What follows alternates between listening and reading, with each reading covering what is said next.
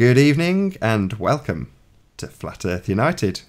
Joining me live via Skype is the great Martin Liedtke, otherwise known as Flat Earth British. How you doing, Martin?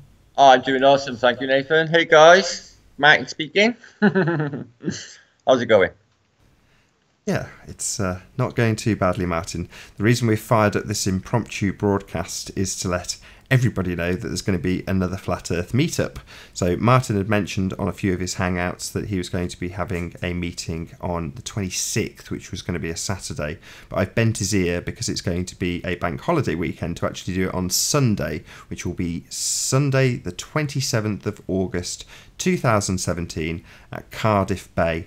And we're going to meet at the Red Clock, which is the meeting place. I'll stick it across onto Martin's screen. There we go. You can probably see that. What's that actually called, Martin? The Pierhead. The Pierhead. Pierhead building. Yeah, it's historically famous. If you Google it, it'll come up. But the bank holiday weekend, there is so much happening. I can't even tell you. It's such an entertaining place. There's fun. There's music. There's monster trucks. There's speedboats. There's sport on the beach. They got a little beach there as well, and there's just 1,001 things to do. I thought it's such a good place to have a meet. I had a mix there last year. I did in August, but Noon's Flower, the Flat Earther, and Psychedelic Christian, and Ian Cox turned up. But unfortunately, it was not good timing for myself. But this time it'd be much better. And there are quite a few Flat Earthers going already in the beautiful country of Wales, capital city of Cardiff, and the lovely Cardiff Bay. I'm sure everyone will love this place. It really is a beautiful place. You'll love it. So thanks, Nathan. Yeah, it's a pleasure. Be here or be sphere, as I would say. Yeah, indeedy weedy. Or be a shape that's not a square. That's exactly it. So hopefully we'll get a good turnout. I mean, it's a bit of a trek. It's a couple of hours from me, from the centre of the country to Cardiff, so I'm sure it won't be any more complicated than maybe 10 minutes more. No, it's not. It's a straight shot. I did it coming back with Dave, and it was literally once you get off from Leamington onto that main motorway that comes south, it's a straight shot through to South Wales. It was a really easy trip. But there's a few people that have already confirmed that they're going to be coming up either way that were at the Leamington meet. Marilyn for a start, Marilyn Wisby. Yeah, Gangsters Mole. Yeah, who was married to Mad Frankie Fraser, who's an actual really famous, probably one of the most famous criminals in British history, and one of the great train robbers, believe it or not, which is insane. We've got her in our ranks, and her lovely cousin Cat, Cosmic Cat, who does flat earth poetry, which is actually really good as well. Stan, he supplies musical entertainment in a form of harmonica, which is really, really good. And sort of impromptu music, which is also really, really good. And he brings Stan is Space Cowboy UK. UK, yeah. He's been out on the internet, on YouTube for some years now, and he's had a fan base maybe 5 years back for his exposés of where he catches things in the sky with his P900, and he's always had really high-class zoom cameras way before the Flat Earthers came along.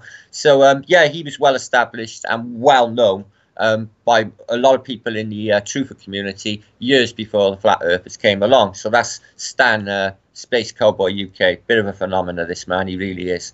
So he's turning up. A few people from Wales, Flat Earth Dave from Newport, a guy from the Valleys called Kyle Williams. I think a couple from Cardiff, actually, if I'm truthful. So yeah, it should be a good turnout, guys. So if you want to come down to my lovely country and meet Flat Earth British on his home turf for a change, that'll be a real good joy for myself too. So hopefully see you there. Thanks, guys. Yeah, and I'm committed now as well. So as soon as this conversation was had between Martin and myself, my wife who sat on my left side right now was going, yeah, that's a bank holiday weekend. Yes, Cardiff Bay, that sounds nice. So straight away I fired up a hangout and committed ourselves to definitely being there as well. So myself, I was going to do it Paula, anyway, and... Nathan. Say again, Martin? I was going to do it anyway, Nathan. I really, like Dave said, there's a large contingency in the sort of west of England and sort of South Wales area that they couldn't really get the opportunity to get to these meets that we've had. It's been for us ourselves. We've had Hereford, we've had Leicester, we've had Leamington, and Oxford. So they've all been in the Midlands. So we're trying to get it a bit further south for people to have a go. I know there's a meet this week coming on the 28th. I think it might be today, this weekend, yes. Marilyn Wisby, again, the flat earther. Frankie Fraser's money. He's bought her a nice chalet in Cornwall, and all the flat earthers are going down there. I don't actually know if that's true, but I think it is actually. So yes, there's a meet in Cornwall happening this weekend. So anybody in that sort of area, I'm sure that they'd be really happy to see you there, wherever it is. I'm not sure, but you can find out, I'm sure, on Ether. So yeah, keep it going. Flat Earth mixers for the summer, and into the future. Let's get meeting us one another, guys. Let's get basically off of YouTube, out into the air, fresh air, get healthy, and meet one another, because it is an absolutely glorious thing to meet another flat earther. Never be out on your own. Out into the wilderness, on your own, thinking you're on your own, believing, knowing the earth is flat, because you're not alone. And all those people that were there in Leamington Spa were all really nice, rational human beings. And anybody looking from the outside in would see this and think, hang on a minute, well, they're not kooky, and they know the earth's flat. It's a really good thing. Mixers and meets, to my mind, are a really good thing for getting this out into the consciousness of humanity from the outside perspective, looking in how we behave. And we are, as I say, all the flat earthers, as far as I can see, are beautiful people. And we need to carry on with this. Does that make sense? Yeah, makes perfect sense to me. What was the last one like? You mentioned Nora, No One's Flower, and Tim that has been there. What was the sort of, what did you get up to last time? It was a great day. It really was. I really enjoyed myself. We all did. There's all bars and pubs right the way along the promenade. Monster trucks turned up. They were absolutely deafening, like you've never heard. That sounded like a jet was landing beside you for entertainment. There was a giant fun fair. They've got swimming pools there with hundreds of people swimming. It's quite an experience, and there's a big buzz. You get these street entertainments. I don't know if you remember, Nathan. I've done a video of these guys with flower pots on their heads. Did you see that video?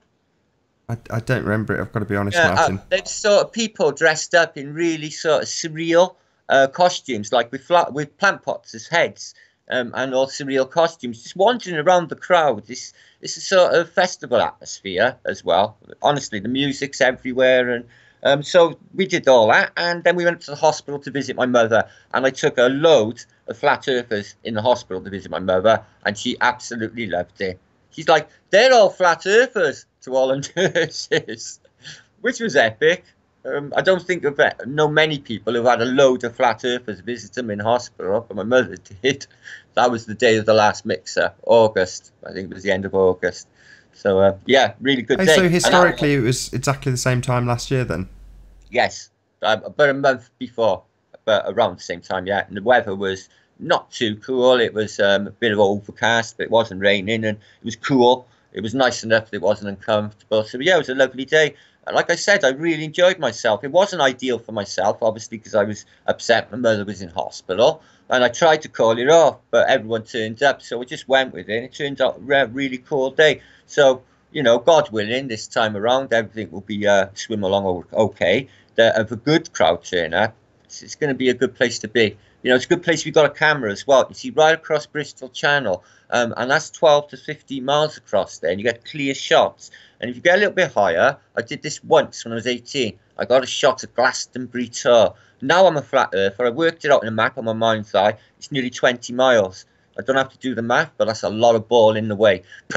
So there's opportunities while you're there to do a bit of shooting as well with a camera. So yeah. Awesome. So that's going to be Sunday, the 27th of August 2017, Cardiff Bay, underneath the big red clock. Easy peasy. So I'm gonna bend your ear, Martin, while we're on this hangout. We will plug that time and date again before the end of this show. But while I've got you on the show, I'm gonna say this: your shows, your video logs. I was bending your ear about this before we went live.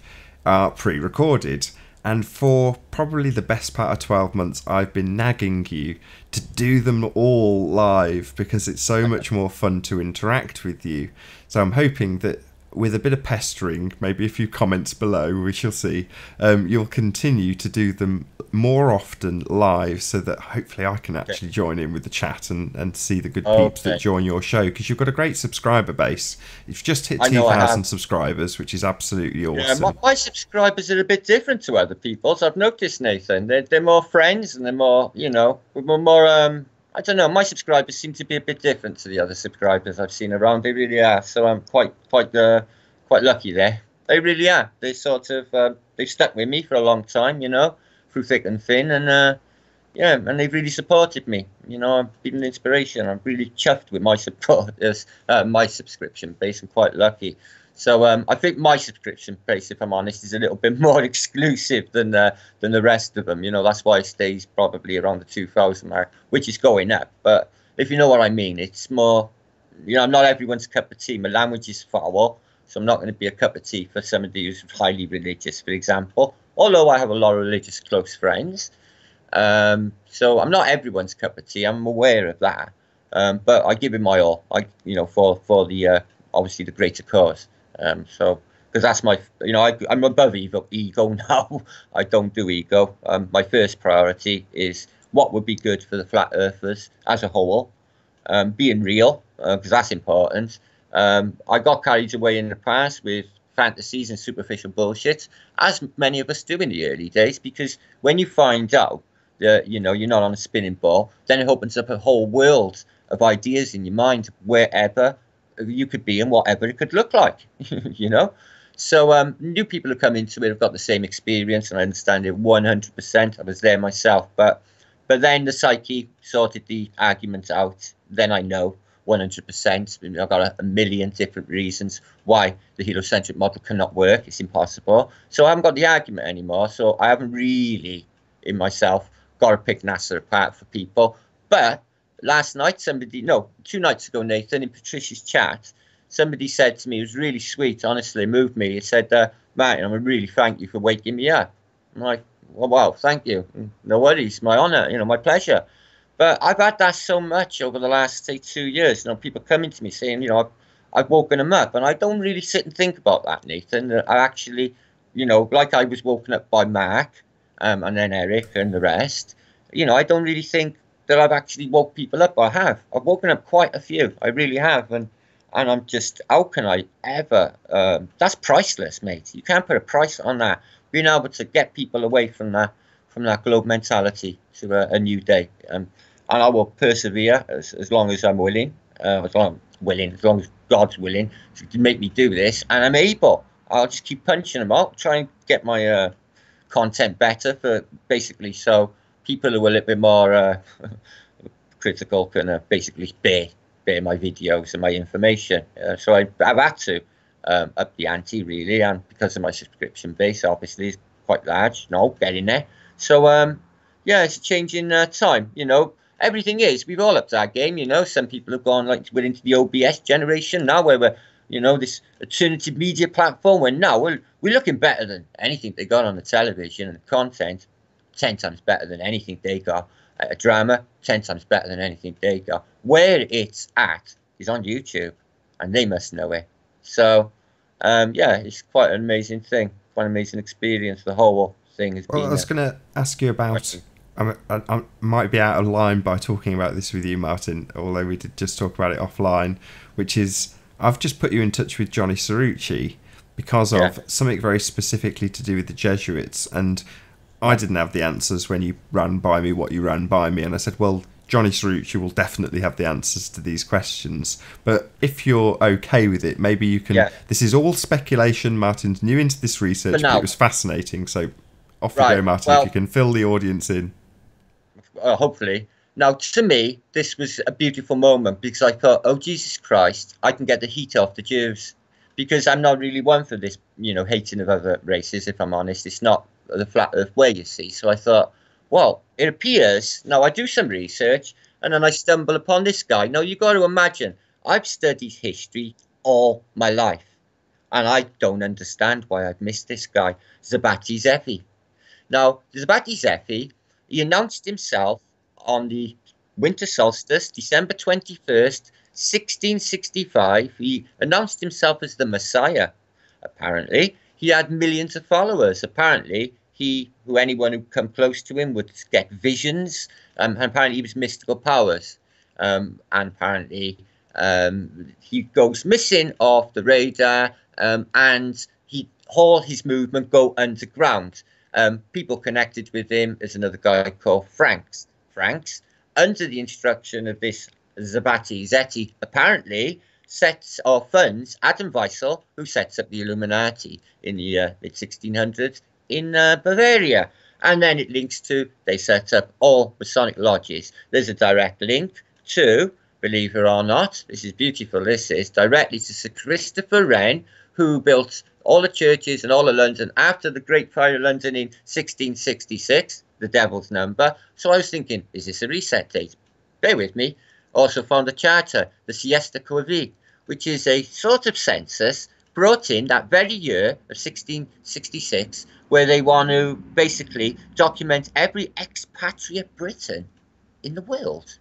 Really sinister. Now, all these people go underground, apparently, Zabetis. Now, they're based on an identical satanic system to today's Thelema, or the satanic system of Aleister Crowley, based on reversal. In their doctrines, number 3 was old history retold, whereas they would basically use old history, aka the Romans, and rewrite it for the present day mindset. Really clever, and that would work.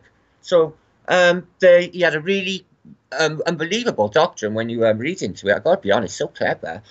They set up indirectly through the Illuminati. The Rothschilds was down to them.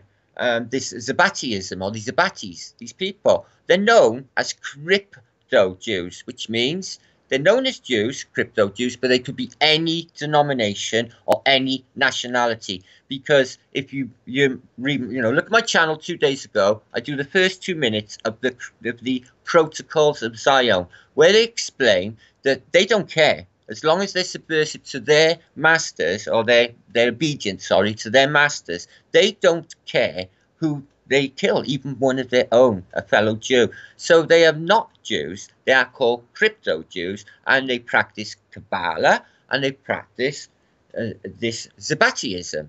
Now, what kind of religion is Zabatism? Well, it's satanic, role reversal, as in orgiastic, based on drug taking, satanic behavior, sacrifice, aka devil worship. Now, this guy called himself he was the Antichrist at the time. People saw him as the Antichrist when he went underground. It's a really long story to it, and really riveting and unnerving too. And I can't understand why anybody who's researched the Jesuits and the Jews, I'm not going to mention any names, has missed this guy.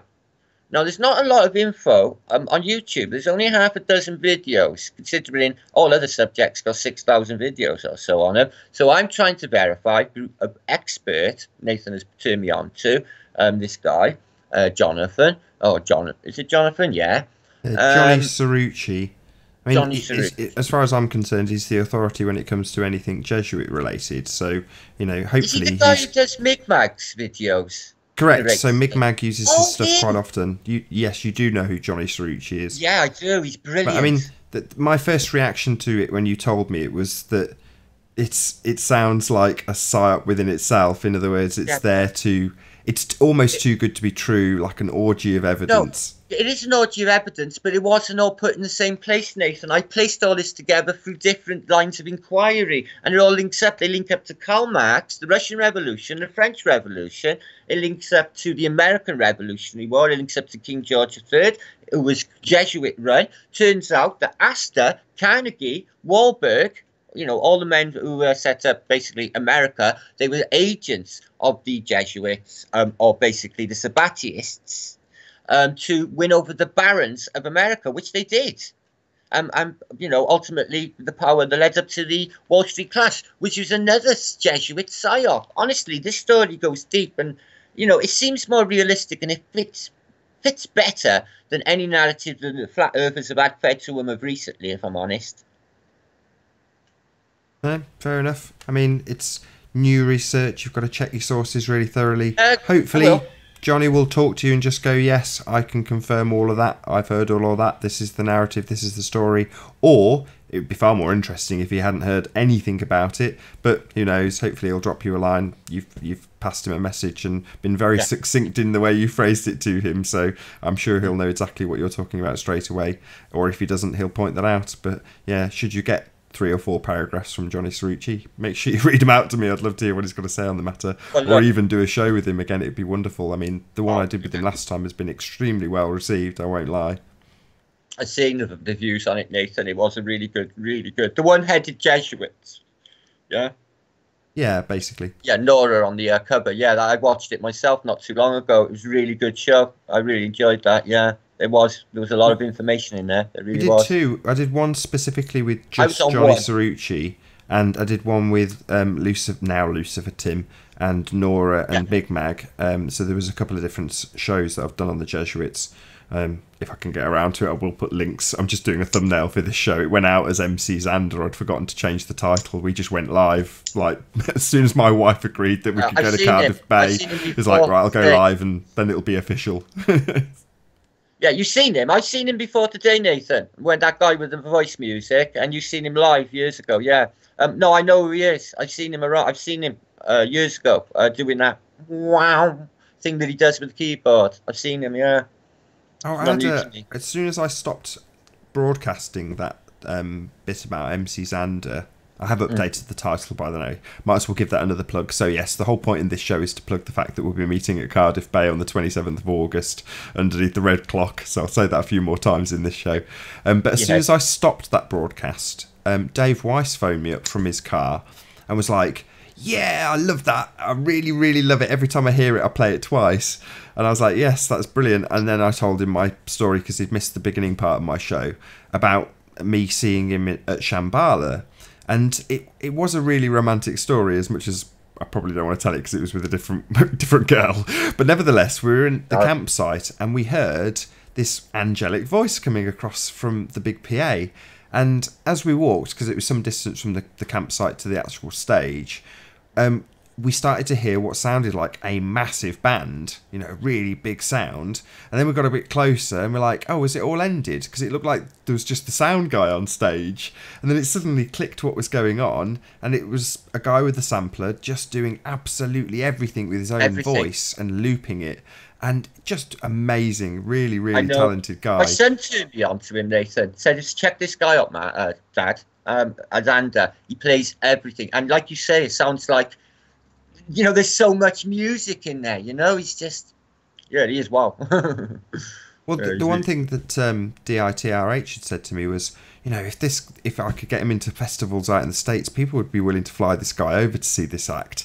I was like, where is he? And I was like, well, he's UK based. I've seen him in various different places here. So that's where he's doing his stuff. And then I linked him to a few street performances he's done.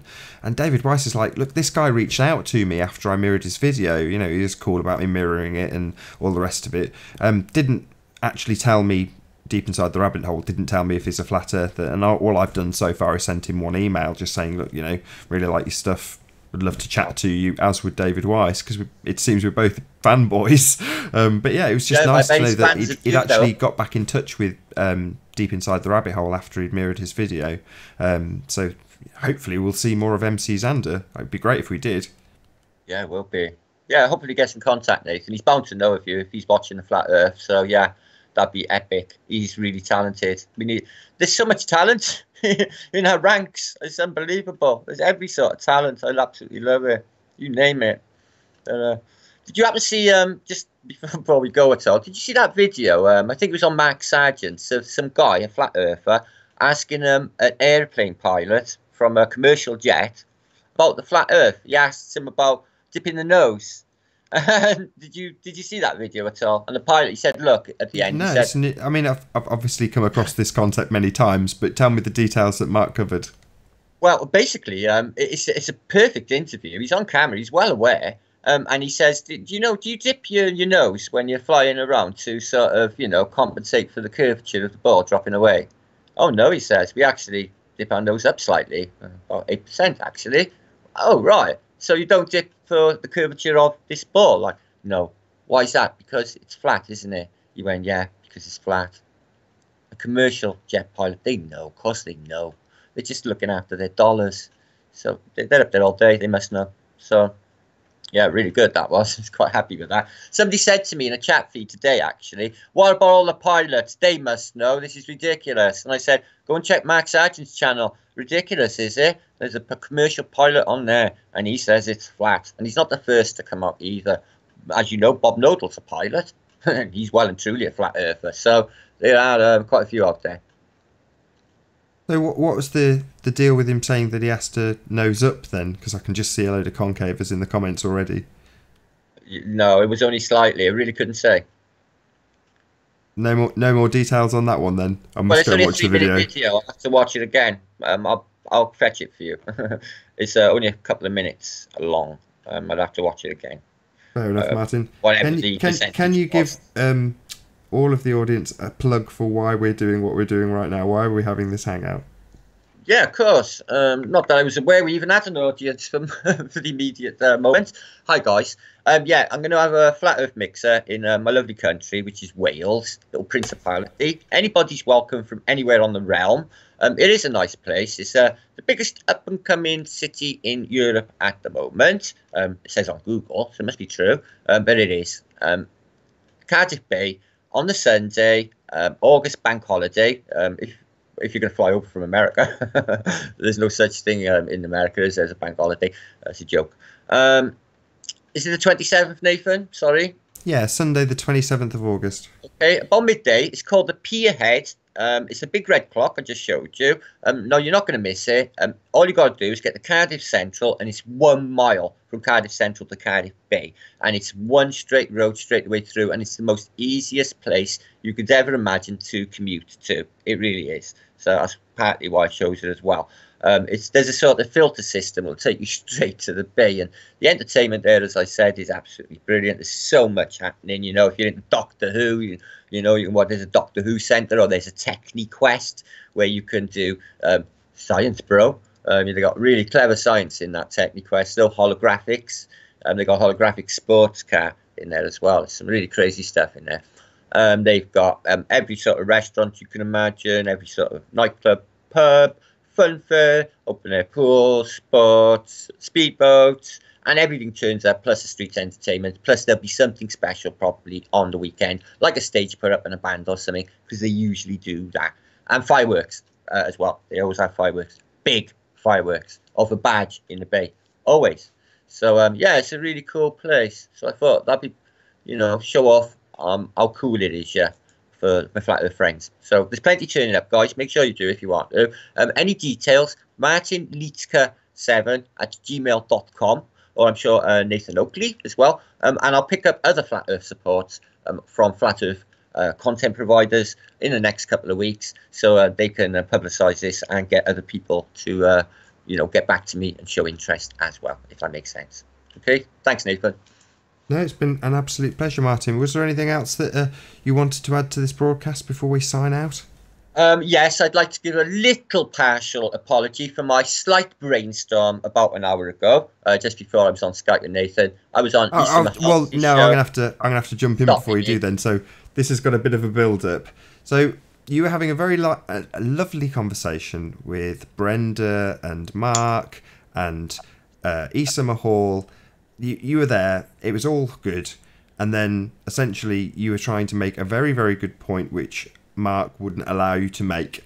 And you got triggered and told him that he lives in a world of cartoons. That was basically the build-up. But, you know, if you want to add detail to that, you go ahead. Well, he was talking about superficial rubbish, as trolls often do, about like models and, you know, covert things and other things to myself that are superficial. So I thought, well, I'll go a bit deeper and see if you can get this. So I explained to him about we'll go back to the evolution of the solar system or the universe, aka the early bombardment period or the late bombardment period, which is a small slot of time that the academia have given you where everything cooled down and coalesced and gravity pulled it all together into orbs.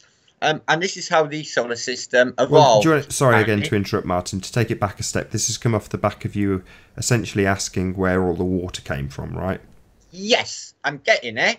But there's another form of physics, as you know, called entropy, which means the decay of matter over time, which is set at a certain rate. And the certain rate is, in fact, probably a lot quicker and not on balance with the set narrative of how long a sort of solar system would take to form, 4.4 million or 4.5 billion years. So that is complete bullshit, because one will cancel out the other, aka the heliocentric model, because of their physics, can never exist. But you wouldn't let me explain that.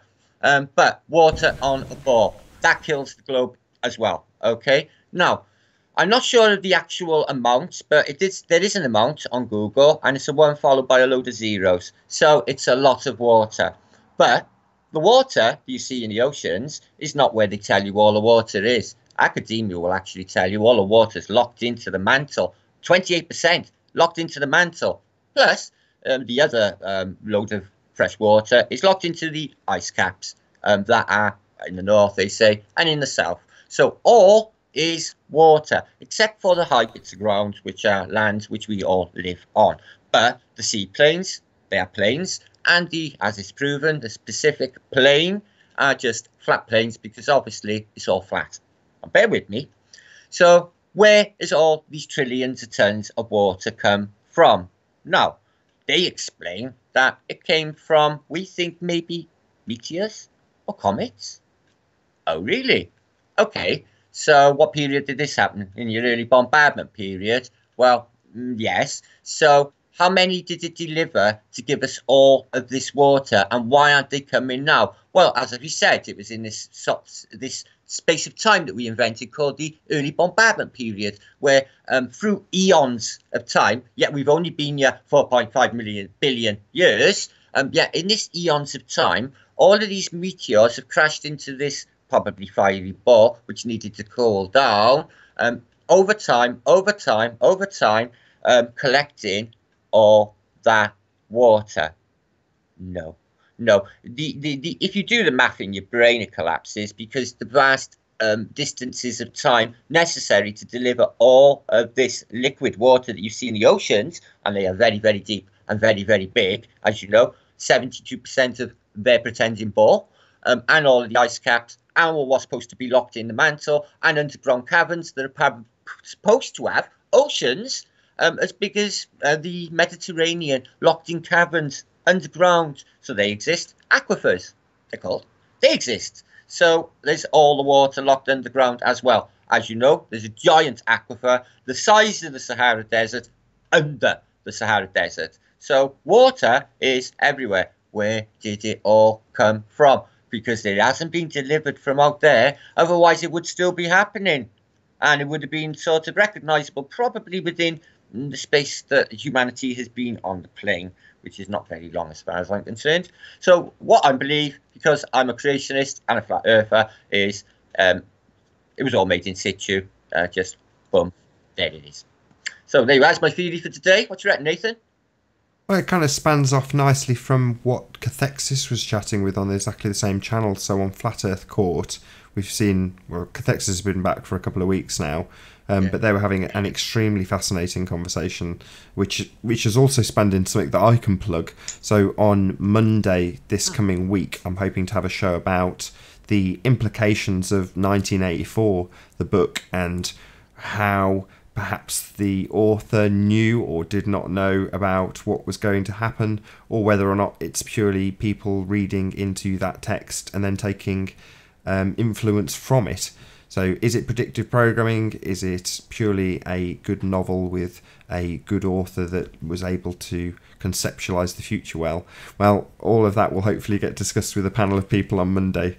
So that's something that I can plug. But you and I both were in the chat for that show, and I was there praising both of them, saying this is a fantastic show, good chat, great content on the show itself, good discussion. A few people in the chat were saying, is this a debate? And it's like, well, at some point they'll probably disagree, and therefore it will turn into a debate. But no, it's a hangout. They're just discussing stuff. It's a philosophical debate, and when Cathexis is on fire, believe you me, he can go deep, and he was last night. I missed a lot of it, Nathan. When I came along into chat and I caught you later, so I probably missed an hour. But what I caught was brilliant. And every hangout I've ever been on with Cathexis, I've thoroughly enjoyed. He's so on the ball and on the money. You know, the way he breaks down history and, you know, digging into, you know, how they, you know, come out with the heliocentric model and the lie. He's pasted together really, really well. I love the way he explains it too. It's so clear and precise. Yeah, Cathexis rocks. Cool if you can get him on the show, maybe. He's been before. Yeah, I've had an interview with Cathexis, and he was an excellent guest. He really was. He knows his stuff, and he's not afraid of going away, having a bit of reflection, and then coming back all refreshed and, as you put it, on fire, which is precisely what he is at the moment. You know, he's got a very what's the word? Open view of everything, a wide spanning view. Just a good guy. But yeah, his channel is now called Science versus Scientism. So again, I should, when I get around to it, put a link in the description below so you can subscribe to Cathexis' channel. And indeed Issa. Issa's really rocking it at the moment. Flat Earth Court, what a cracking channel. Shout for Issa, definitely, yeah. Yeah, thanks Issa. He's doing a good job. But yeah, he is. Keeping it real. It certainly is. Sorry, what was the name of his site again, Nathan? I need to write that down. Which site? Cathexis' new site, please. Oh, right. So Cathexis' new channel, I think it's still the same. If you were subscribed to Cathexis, you would still be subscribed, but it's Science versus Scientism. Okay, thanks. But yeah, as I say, I'll put a link in the description. On that note, Martin, I'm going to say a massive thank you to you again for being on Flat Earth United. As always, you've been a superstar. Thank you. Oh, Nostalgic, everyone in chat. One love, and I will see you all very, very soon. Don't forget, if you need me for anything, mattleague7gmail.com. Any information or anything on the flat Earth or what's coming up, and I'm sure I can help with the information. So I have my finger pretty much on the pulse of the moment, I would say. What do you reckon, Nathan? Yeah, and all it leaves me to do is give one last plug to the meeting in Cardiff Bay on Sunday, the 27th of August 2017. So be sure to like, subscribe, comment below. I've been Nathan Oakley, and I will see you all in the next video. Bye guys, thanks. See you there, hopefully.